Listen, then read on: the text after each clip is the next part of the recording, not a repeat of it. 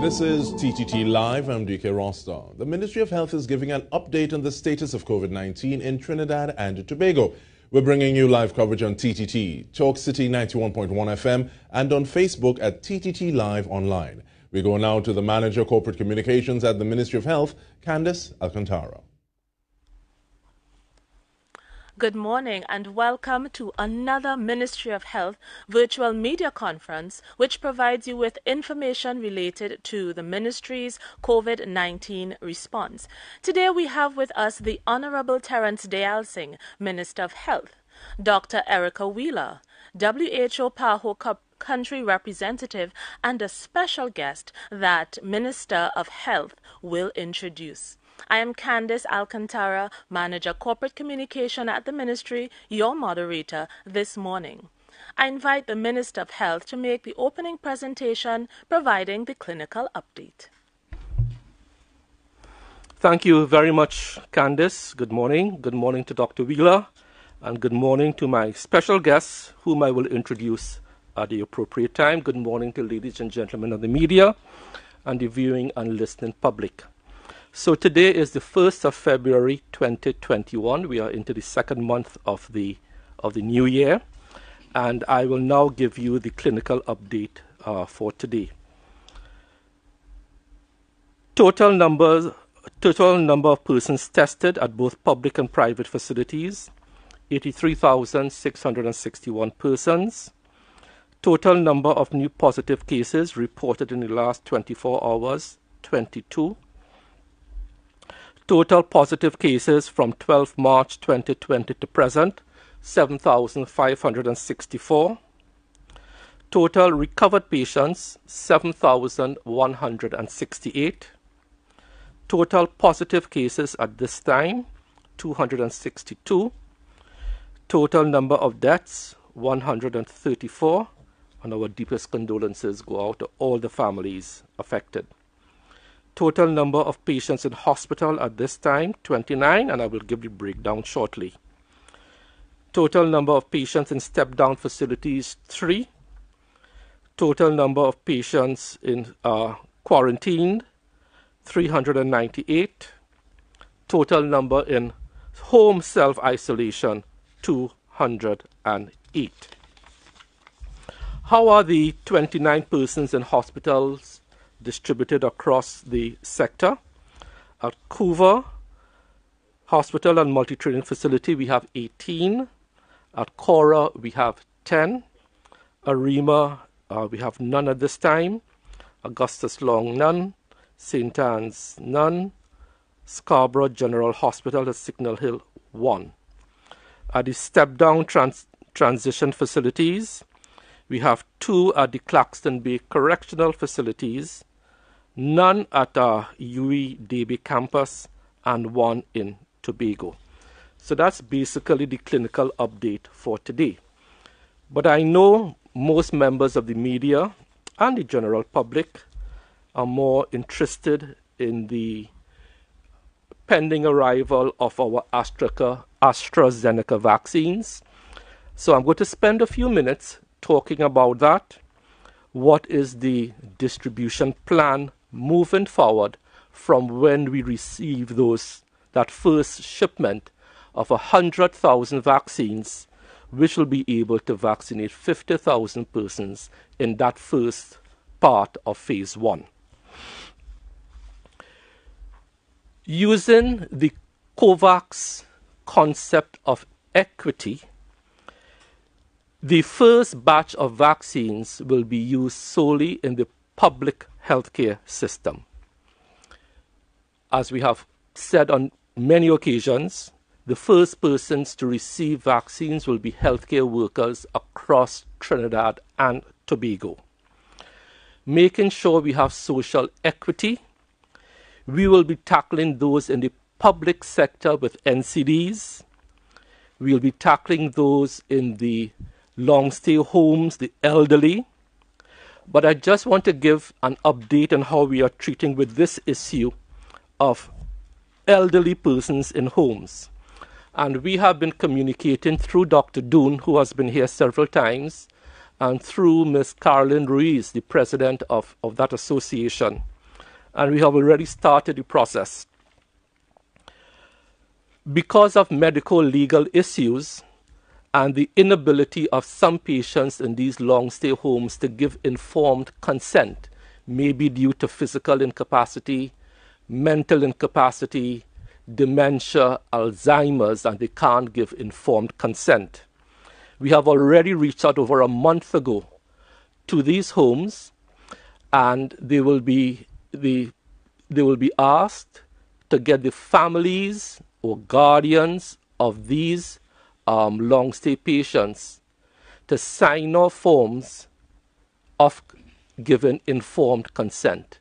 This is to prevent medical legal issues that could arise because, unfortunately, some of these people cannot give consent, and also the nature of the individual that normally housed in these homes, unfortunately, they are very ill, they are very immunocompromised, and they are close to the sunset of their lives.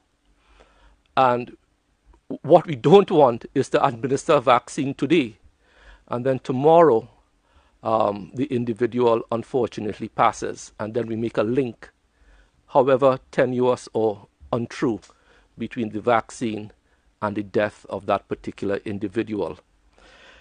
So we have started that process since a month ago, and persons in long-stay homes in both Trinidad and Tobago, their guardians, children, and the homes will be required to sign off on those medical legal forms, agreeing that we have consent to vaccinate their family members and or charges.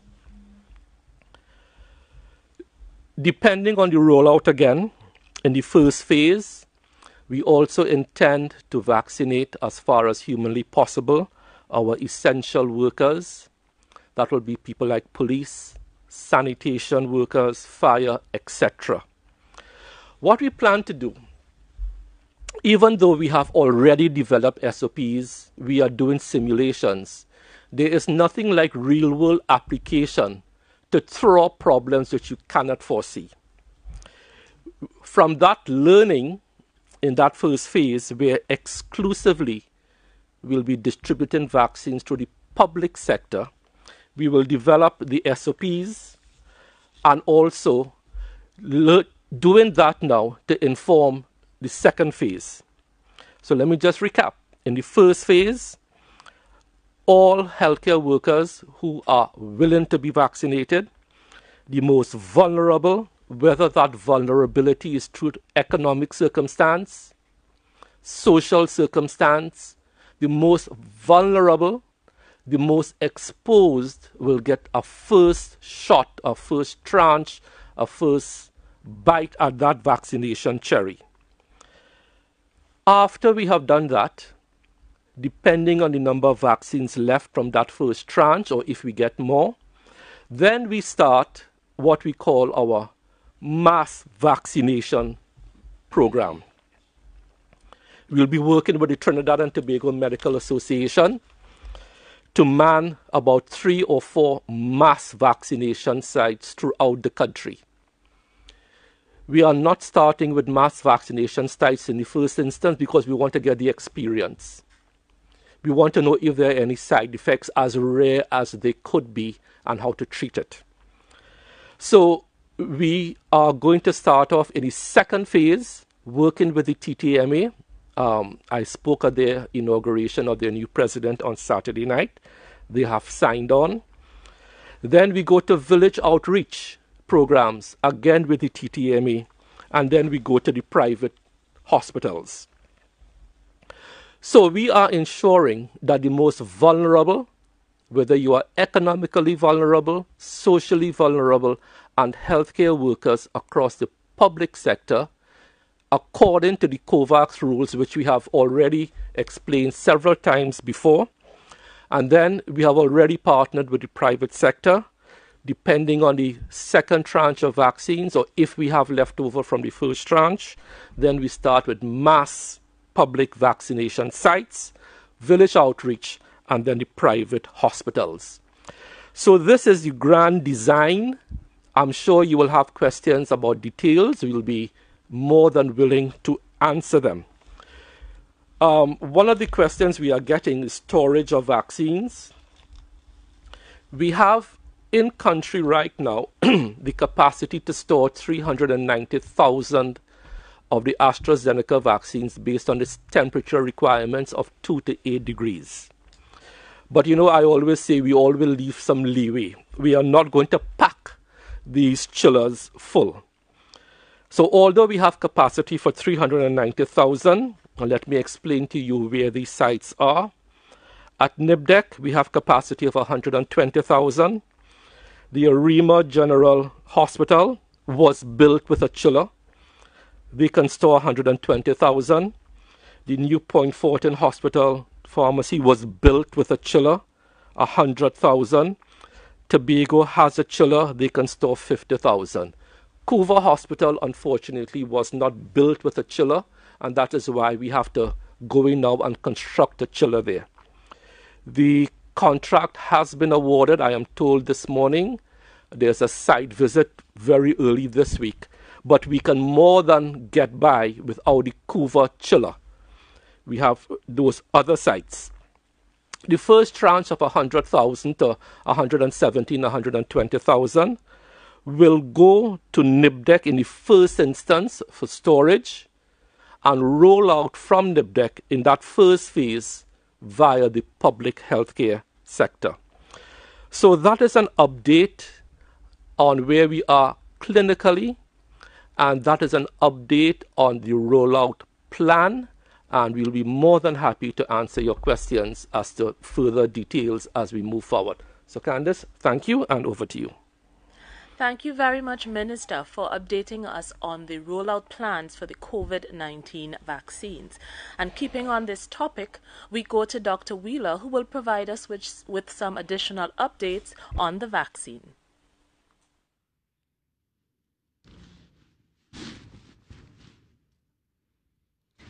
Good morning, Ms. Alcantara. Good morning to you, Honorable Minister. And good morning to the media, the listening and viewing public. Thank you for this invitation to give an update on the vaccines. As the Minister mentioned, Trinidad and Tobago has qualified via its readiness to receive the vaccines, to receive the AstraZeneca vaccine in the coming month. There is, through the PAHO revolving fund, the AstraZeneca vaccine will be delivered. As you know, we have been speaking for some time now of the fact that there are a number of vaccines that are coming out, but at this time, the vaccine that has been approved by WHO for quality, safety, and efficacy has been the Pfizer vaccine, and the next vaccine that will be approved would be the AstraZeneca vaccine.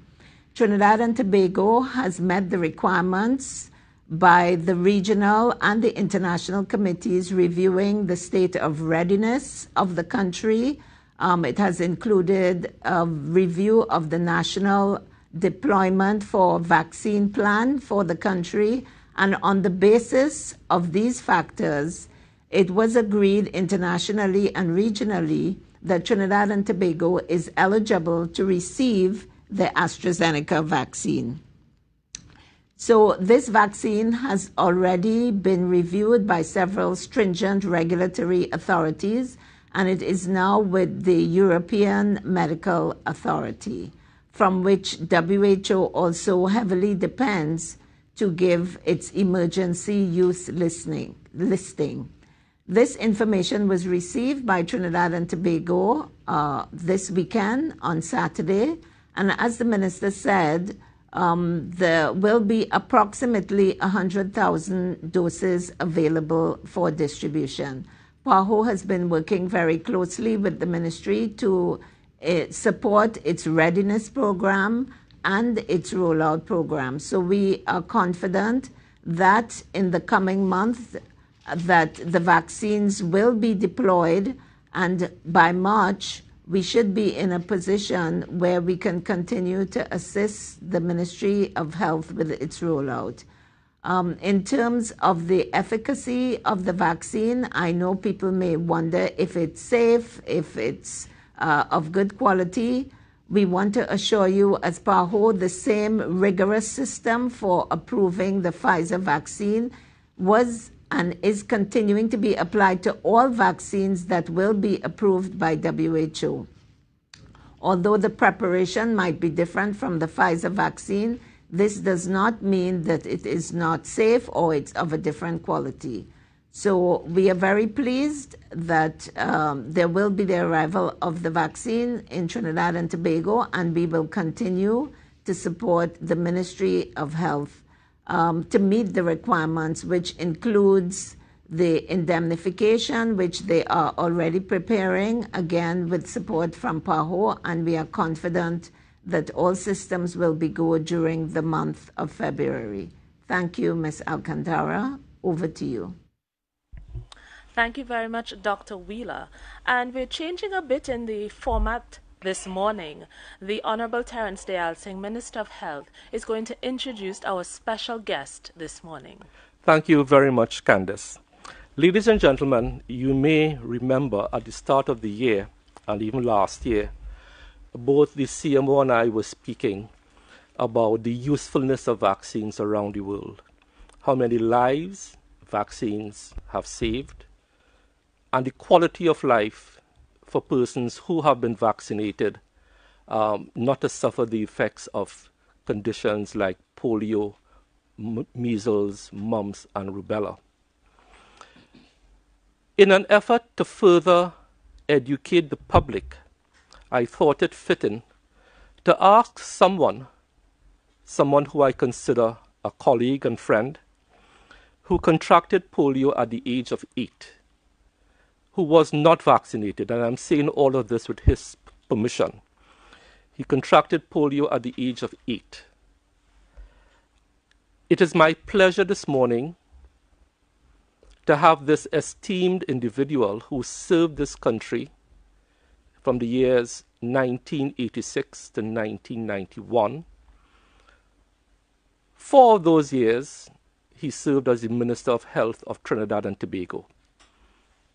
It is with pleasure I ask my colleague and former Minister of Health, Dr. Emmanuel Hussein, to speak to you about his journey with polio and his resolve to make sure that the COVID-19 vaccine is safe, his support for vaccination programs generally. Dr. Hussein, I thank you for coming this morning. You are my special guest, my special friend. Over to you, sir. Yes, thank you very much, Minister. I want to thank you very much for inviting me to this press conference. I know that you have expressed a lot of concern about the activity of the so-called anti-vaxxers, and I hope that my telling my story, which you've invited me to do, assist the public in determining their own attitude towards getting this vaccine and how important it is that we all become vaccinated against this COVID-19, which, while we may not appear to have very much a high death rate, there are other strains coming that may be even more dangerous. So it's very important. But my own story is very instructive. As you mentioned, when I was 8 years old, there was an epidemic of polio in Trinidad and Tobago. Polio had started in the United States earlier that year and came down the Caribbean very slowly over a period of time. It's not like that anymore. It comes almost immediately.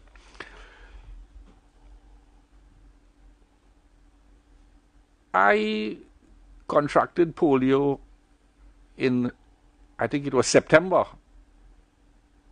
1958. I went into a coma. I spent 2 weeks in a coma, a month in the iron lung, which interestingly enough was in San Fernando Hospital at the time. they had to bring the iron lung on a truck from San Fernando for just me, because I was the only one who would stop breathing. And I remained in the iron lung for over a month, 2 weeks of which I was in a coma. I then spent the next 6 months in isolation, totally paralyzed.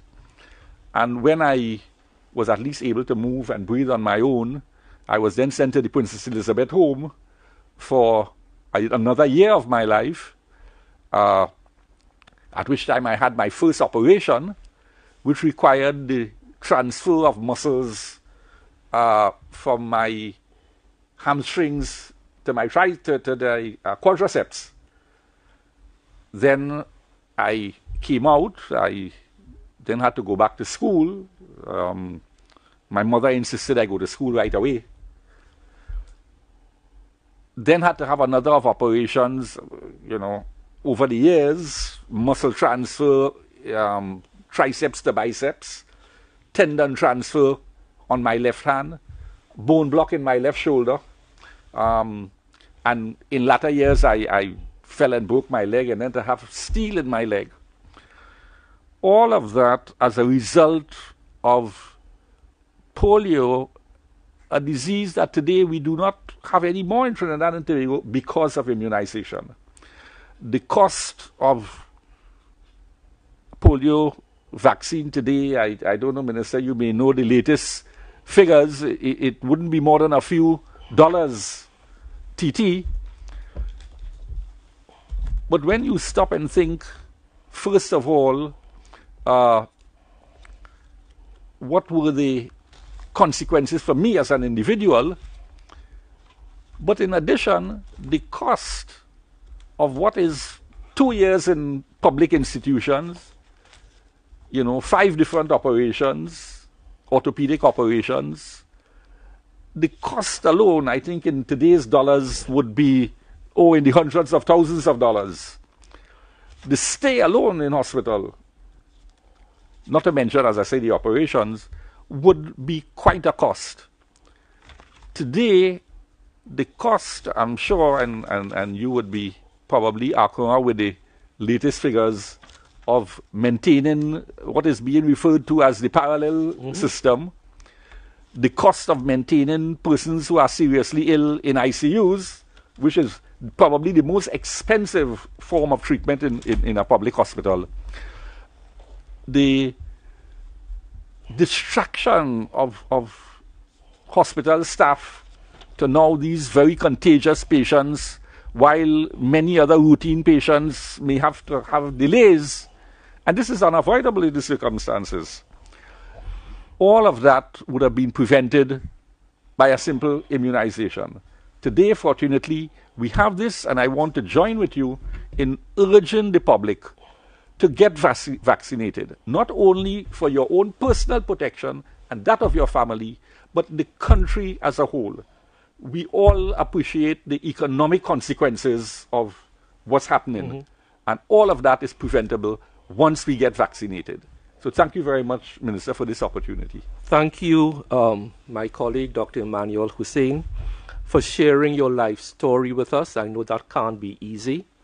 To share your journey as a survivor and victim of polio can't be easy, but I think although you served the country well as a minister, your presence here today shows that you are prepared to serve the country again.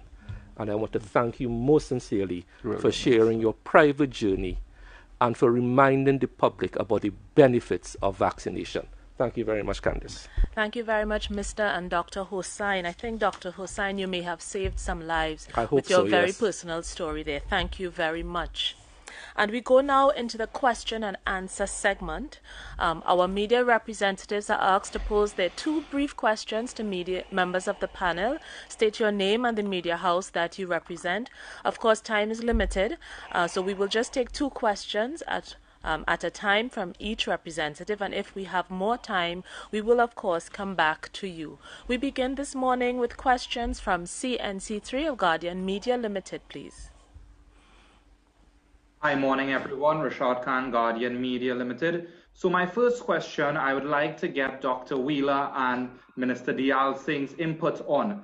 So we've got no allocation of the AstraZeneca vaccine, which is good now that we basically know where we're going and with what vaccine, at least in the initial stages. But it begs the question, with an efficacy of between 60 to 70% when compared to other forerunners such as the Pfizer and Moderna, why is it that we got the AstraZeneca vaccine? Is this a case of a third world country just getting the scraps at the table? And especially with considering that Germany has basically raised concerns about the vaccine being administered in the elderly, which is who we are looking to vaccinate. And my second question is, I understand that with the COVID-19 hotline, there was some contractual issues between those doctors who were operating it as well as with the Ministry of Health, which may have led to the hotline basically being in limp mode over the holiday season. I just want your response to that.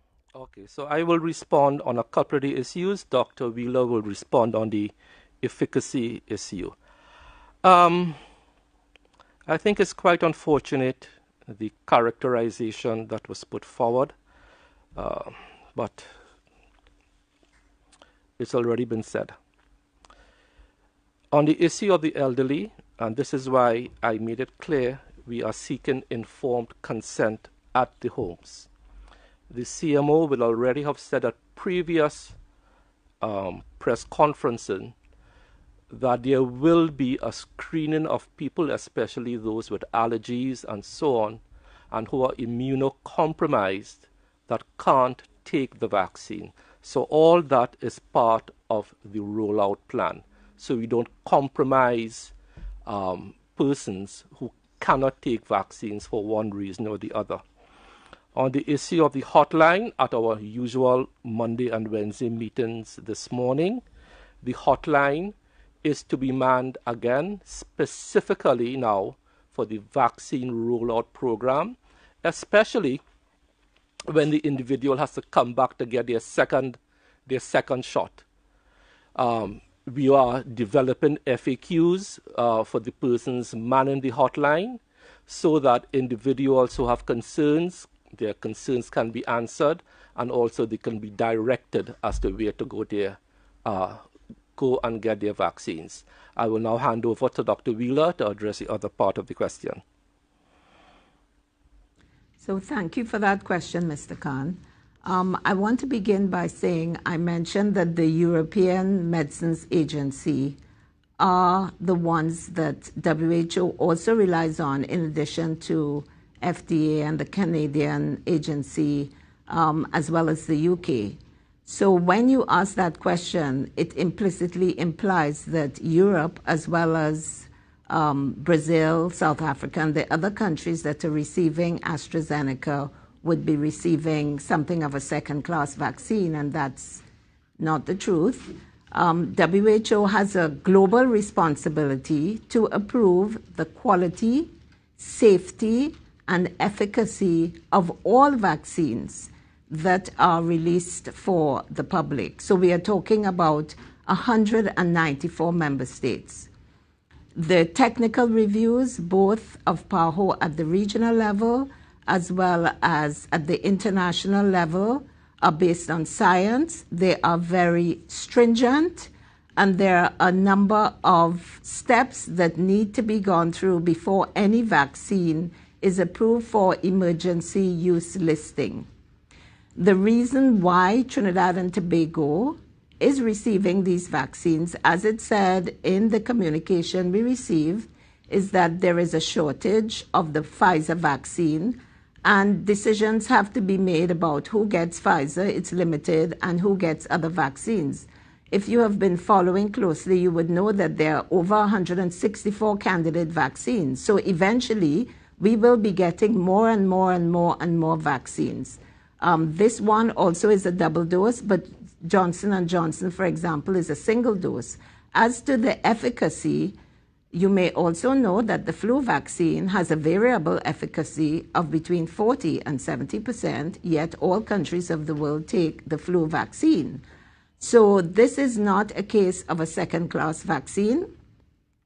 It is a case that because Trinidad and Tobago has provided adequate information about its status, and you know that we are in community spread, rather than omitting us from the list of countries to receive a first wave, what has been done by the technical committee in PAHO as well as the global committee in WHO, both of whom have reviewed our vaccine deployment plan, have looked at the readiness through the tool called the VARAT-VARAF, which is a vaccine readiness tool, which the minister showed on this press conference some time ago. So it's on the basis of the epidemiological evidence as well as the need for the vaccine readiness to be proven to both the regional and the international committees that Trinidad and Tobago was included,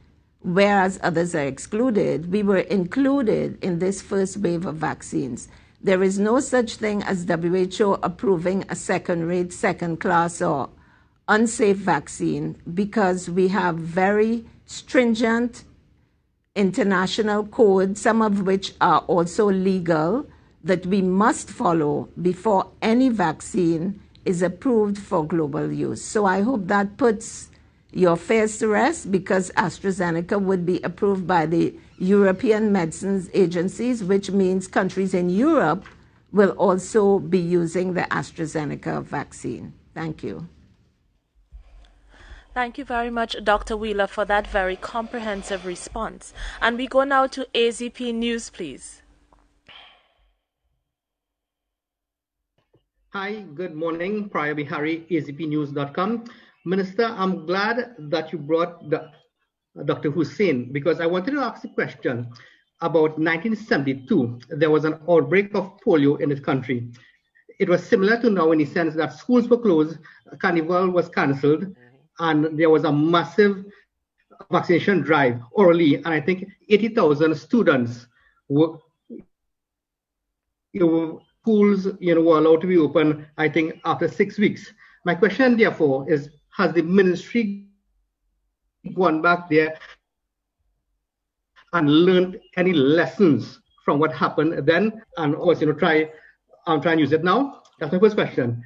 And my second question has to do with the cost of the AstraZeneca vaccine. There have been a lot of reports that people outside Europe, countries outside Europe are paying at least twice the amount that people in the EU are paying for the AstraZeneca vaccine.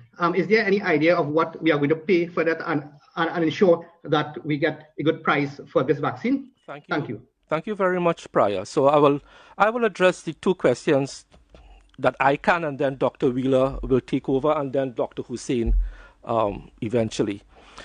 So the issue of schools, we will not be vaccinating school children in this phase, simply because there is no trial data that says you could use the vaccines in children under 18.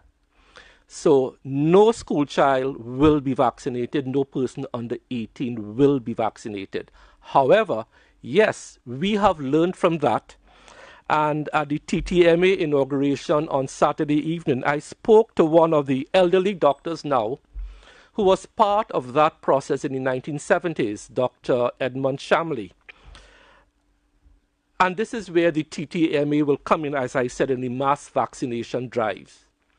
We have to engage them to go out for mass vaccination programs. So yes, we have learned, and we have incorporated that learning from the 1970s into what we are doing now. I will now hand over to Dr. Wheeler to talk about potential cost of the vaccine, and maybe Dr. Emmanuel to talk about his experience in 1970s. Dr. Wheeler? Yes, thank you for the question.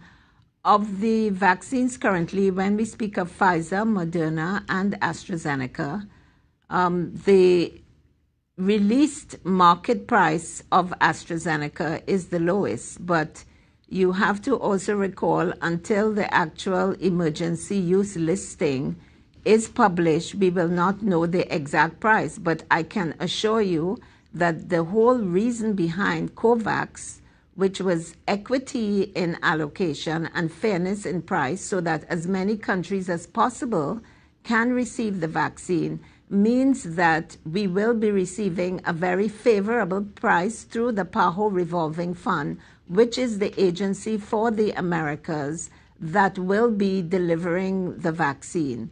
So there is no situation where countries that receive vaccines through COVAX will pay differential prices. That happens outside of the COVAX facility when there are bilateral deals.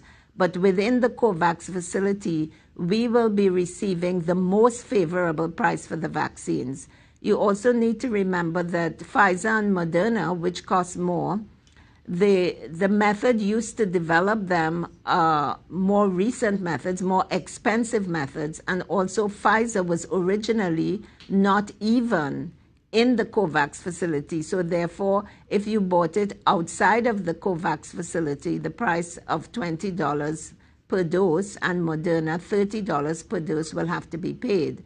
But the current price of Moderna, of the AstraZeneca is much less. It's $4 per dose. And as I said, I cannot speak on the eventual price through the COVAX facility because we will be purchasing in bulk. And of course, the purchase in bulk means you get a much better price. So you get more bang for your buck, so to speak. So currently, the prices have nothing to do with the quality, safety, or efficacy of the vaccine. It is about whether we are inside or outside of COVAX and the technology that's used to develop the vaccine. And the one used to develop the AstraZeneca vaccine is more traditional compared to the mRNA technology used to develop both Pfizer and Moderna vaccines. Thank you. Yes, thank you. In the early 70s, I was in Jamaica doing medicine. So the only thing I can say for sure that happened is that rain came and washed out mass in May. The point being that Carnival had to be cancelled. And the COVID vaccine is far more contagious than polio. The COVID virus, yes, is far more contagious than the polio vaccine. Than the polio virus. Yes, the polio. Sorry. Thank you. My age is showing, Minister.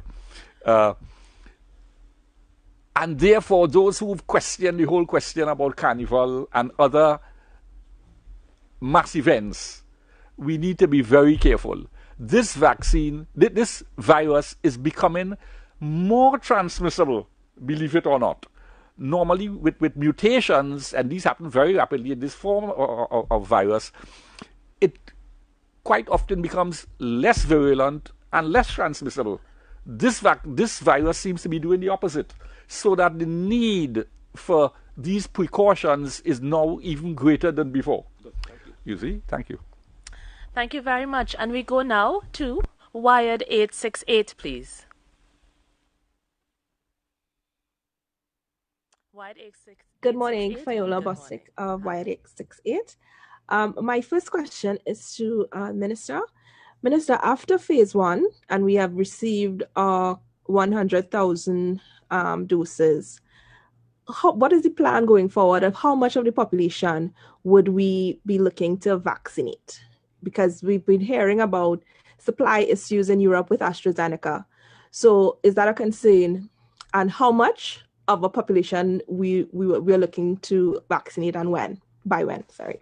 And the second question is for the mass vaccination, right? How are we going to control that rollout? Because we've been seeing images coming out of the US where there are massive lines, elderly people, no seats, and just, we're encouraging people to go and get the vaccine and not be skeptical of it.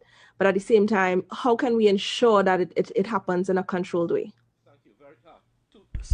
Thank you very much. So let's be clear. You mentioned supply issues with AstraZeneca. There are supply issues with all the vaccines. All. Whether it's Pfizer, whether it's AstraZeneca, whether it's Moderna. There are supply problems with all. So let's see that up front. The COVAX facility that we signed up to, and Dr. Wheeler can bear me out here, spoke to a strategic goal of reaching 20% of your population within 1 year to end what we call the acute phase of this pandemic.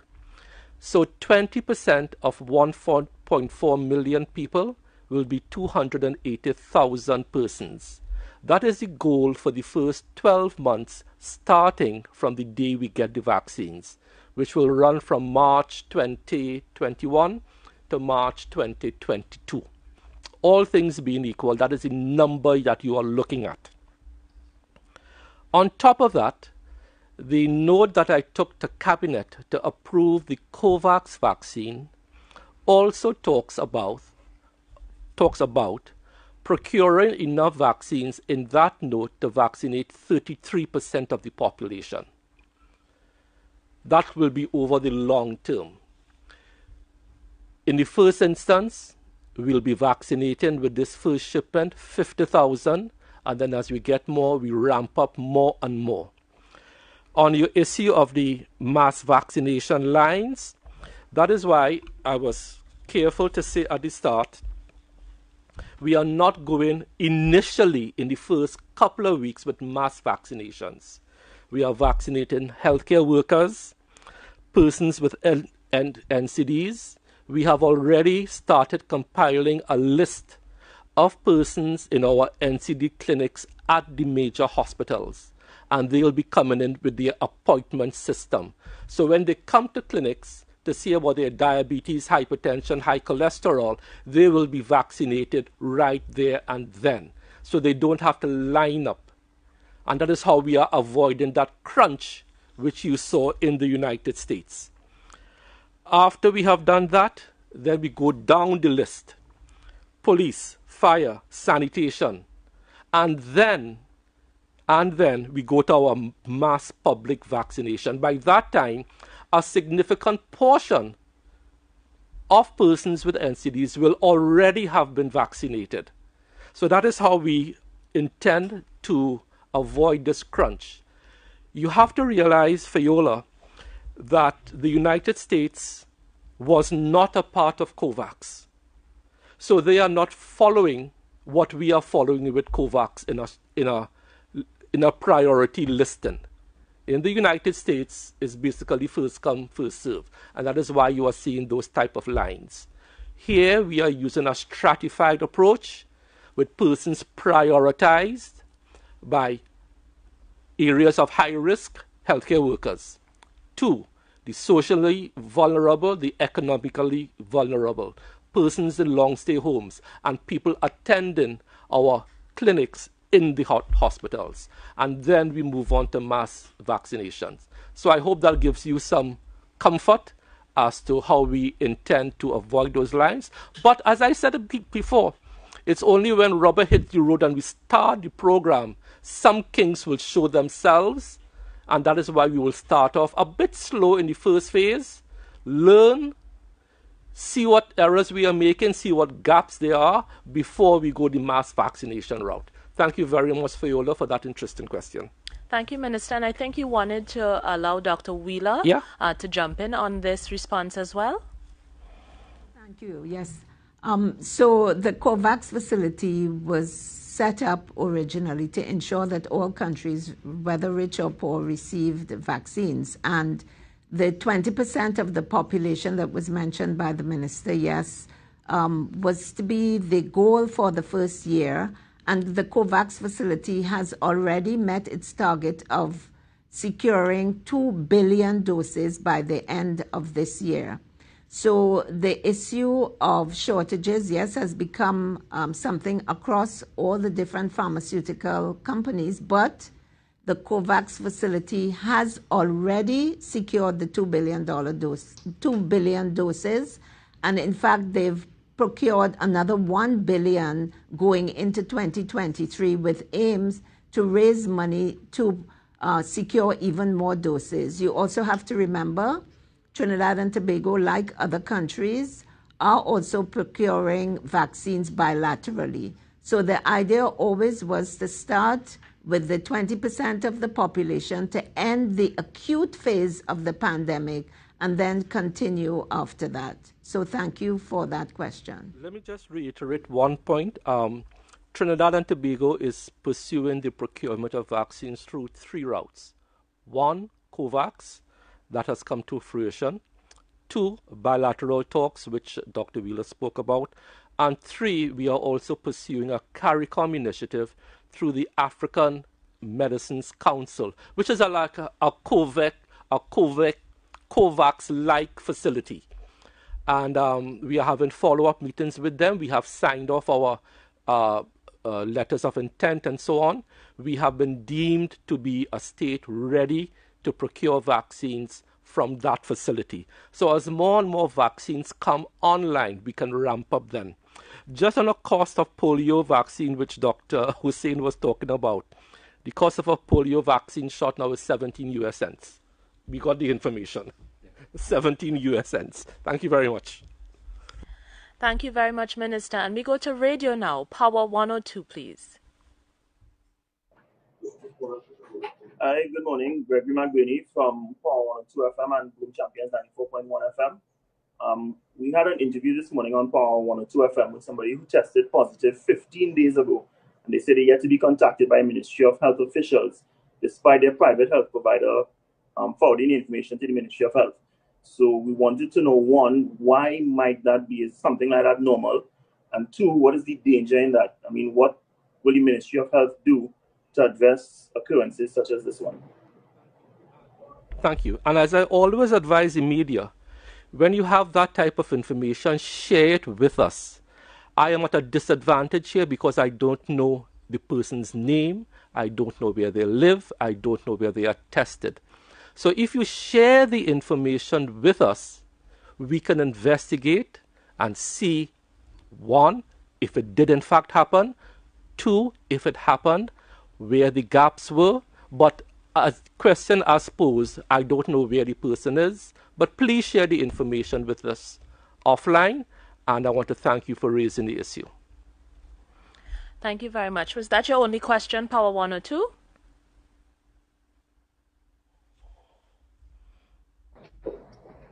Was that your only question? It was. Thank you very Okay, much. great. Thank you. Thanks. And you can always forward the information, of course, to the Corporate Communications Unit of the Ministry of Health. We go next to TV6, please.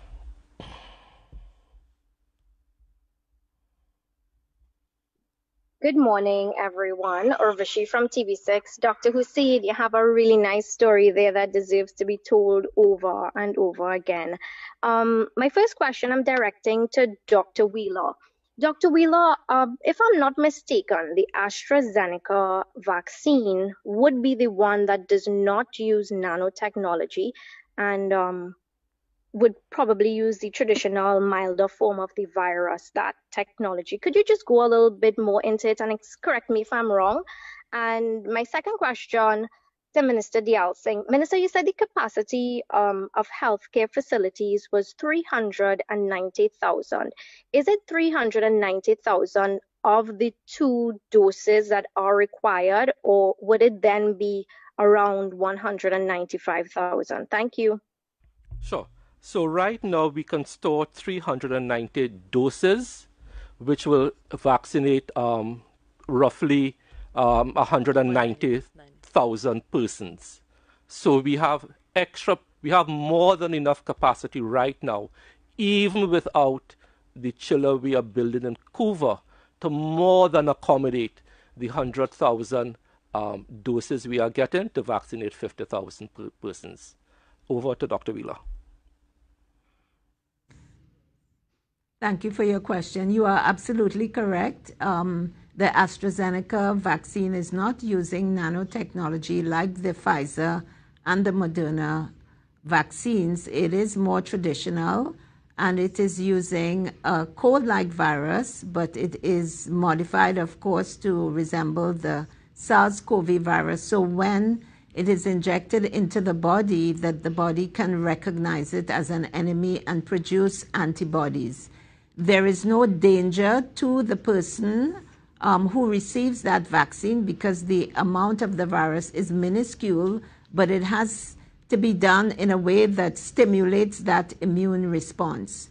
To date, there are no indications apart from the regular indications of swelling or slight fever or pain at the vaccination point with AstraZeneca compared to the Pfizer or Moderna vaccines. And I know there was a lot of there were a lot of conspiracy theories about the nanotechnology, which of course is not true.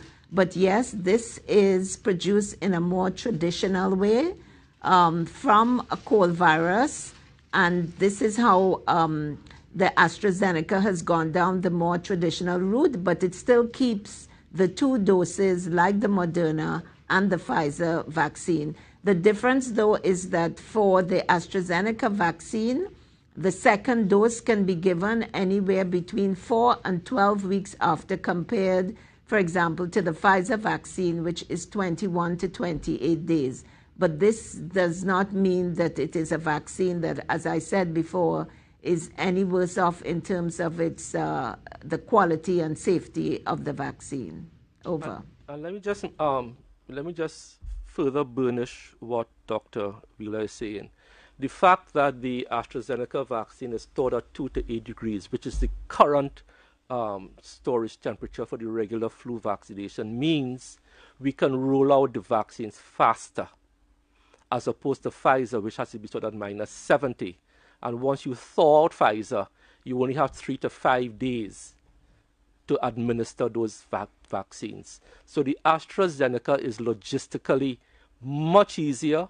Therefore, you will get much faster coverage rates, higher compliance across the country. So there are significant advantages to the AstraZeneca vaccine, which is stored at 2 to 8 degrees, as opposed to Pfizer, which has to be stored at -70.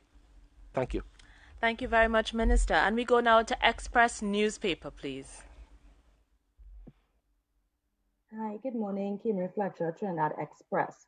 Just shifting quickly from the vaccine to the new variants. My question is for the Minister. Minister, are there any new protocols likely to be implemented to protect against the risk of the new variants? Example, effectiveness of masks. Do we need to be wearing double masks now? Or anything like that? Thank you. Any other question? That's the one question. Okay. So to protect against the variant, the first thing you have to do is to isolate your country. And I thank God for our Prime Minister and Minister of National Security. It is that policy of allowing nationals to come back via an exemption process that has saved this country. So your first barrier is managing your borders. That's the most important barrier in preventing the new variants from coming in. The second level of protection is gene sequencing to pick up whether the virus is actually circulating here. We have a partnership with CARFA and UE to do just that. And yes, all the other prevention methods, masking, hand sanitizing, and so on. The issue of 2 masks is a discussion I want to have with the CMO. I can't say yay or nay as yet. We have only detected 1 case of the UK variant in Trinidad. Our borders are closed. The Minister of National Security is managing that very effectively. But it's something that we will look at. I myself am thinking about wearing a mask and a shield, just out of concern. It's a personal decision you can make in the absence of any directive from CDC, WHO, and our local health experts. But if you can tolerate 2 masks, or make sure you have at least a double or triple ply cloth mask, you are in a good place. I don't know if Dr. Wheeler wants to comment on that. Dr. Wheeler, has PAHO or WHO recommended 2 masks as yet? No, we have not made any such recommendation, because the triple layer of masks that were originally recommended for cloth masks for WHO still stands. And of course, all of the other precautions. So we have not said that there is a need. At this point in time, there is not evidence to support the wearing of 2 masks at this particular point in time. But we will say that the cloth masks that are to be worn should be developed along the lines that WHO has recommended in order to offer maximum protection. And we know, of course, we've said already that the surgical mask can be worn in communities if you're taking care of someone who is ill. So that still stands. But to date, we don't have any new recommendations, but we will release them. If that comes up, we will certainly let the country know. Thank you. But there's nothing to prevent an individual, if they can tolerate 2 masks, from wearing 2 masks or a mask and a shield. Is that correct? No, that will be a personal choice, and that is good. up to the individual. Thank you. Yes. Thank you very much, Dr. Wheeler and Minister. And we're coming close to the end of time, so we'll go quickly to allow Newsday to ask some questions at this time.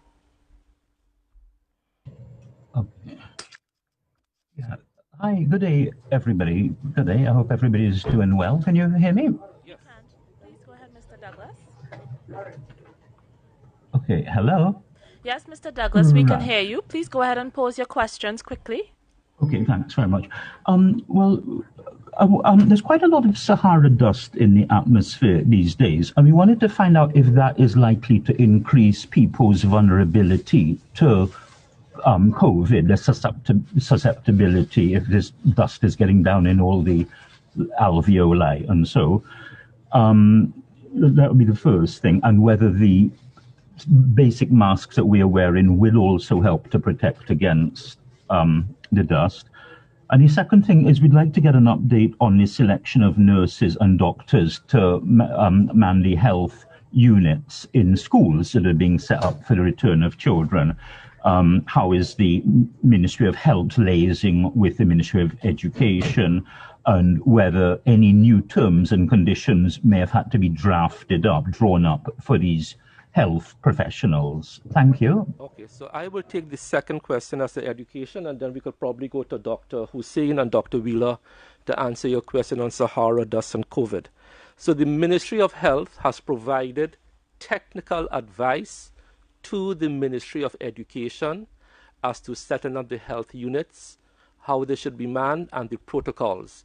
Any further details on the operationalization of that, I think you can pose to the Ministry of Education. Thank you. Dr. Hussein, you want to talk about COVID and Sahara dust? Well, Minister, I think what has emerged is that any form of pollution, atmospheric pollution, has increased the risk of consequences of the COVID virus. In addition, the incidence of asthma with the Sahara dust shows an increase. And asthmatics and persons with obstructive air lung problems are at increased risk. So that from that point of view, it does impose an increased risk of consequences in the circumstances. What the figures are, I wouldn't know to say that with us being susceptible to Sahara dust, to what percentage do we see an increase either of COVID cases or increased consequences of a COVID infection? I wouldn't know. But one could anticipate that that would be so. Thank you very much. I don't know if Dr. Wheeler is going to jump in. So I agree with Dr. Hossain. Anything that impairs the respiratory tract would make someone more susceptible. So it would be wise for persons who suffer from asthma, for example, to ensure that they wear their masks at all times, because that would be an extra layer of protection, because we know that, of course, the COVID-19 virus affects the respiratory system. So anything that does that would make an individual more susceptible. But certainly there would have to be studies where you look at persons who suffer from asthma or who are severely affected by the Sahara dust compared to others who are not. And since we don't have any such studies, as Dr. Hossain said, it's very difficult to say to what degree there is any significance to be attached to it. So maybe that's an area that UE might be willing to look into with the Ministry of Health. Over. Thank you, Dr. Wheeler. And our final very quick question from CNC3, please. Now, I'll pass on my question because I know we're out of time and I don't want to rush to answer. Thanks, Okay. though. Thank you very much, Mr. Khan. We have come to the end of this morning's media conference. Today we received information about the COVID-19 vaccine and developments in that arena. We also got a first-hand account of the impact that vaccination can have on an individual's life. As we move forward, everyone, please remember that you have to continue to follow all of the guidelines, as the vaccine is just one tool to protect you from the disease. Thank you very much, everyone. Please be safe and wear your mask. Thank you very much. I don't know what's wrong with Gladys, you know. I don't know. She's jumping up and down and carrying on like she's a crapo, like a carnival.